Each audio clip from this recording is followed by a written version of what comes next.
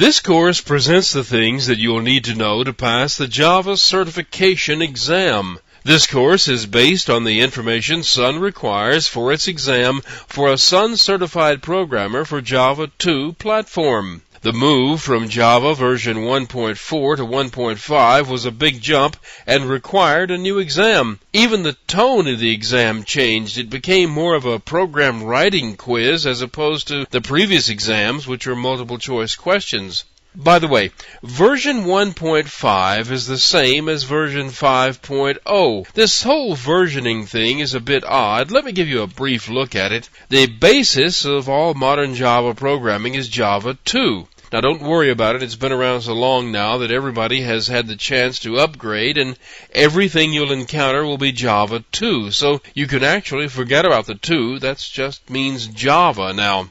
The first certification test was based on Java version 1.2. This, by the way, was the first version that was known as Java 2.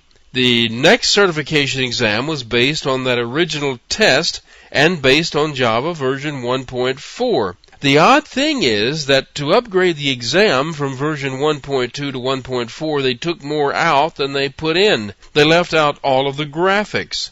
They also left out the entire set of I/O classes. There were no questions on the exam about the graphical interface construction or about I/O systems. They didn't add much, just some information about assertions and more depth into stuff that was already there. So the test just became a little deeper instead of being so broad.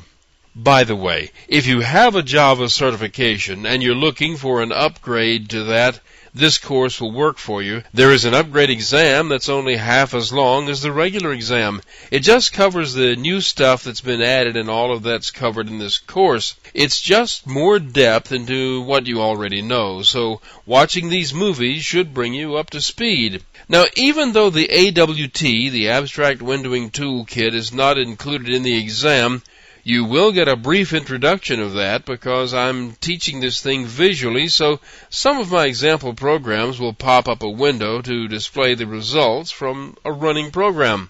Then, with this newest exam, some of the more fundamental I/O things went back in, but there is still no requirement for a GUI. This newest version of the exam is based on Java version 5.0. Now, all the time this version of Java was in beta testing, it was billed as version 1.5, so the 5.0 number didn't come about until the day of its release. The result is that the documentation in this version of Java is mixed. Some say 1.5 and some say 5.0, but it's all the same. On top of that, you'll see some places refer to this version of Java as the Tiger. If you want to keep up with the latest versions of Java as they're released, you can see this on my website. I have lots of other Java stuff, such as a link to all the Java compilers. If you're shopping for a Java compiler in IDE, you can find links to all of them at this website. I don't recommend any one of them over any of the others because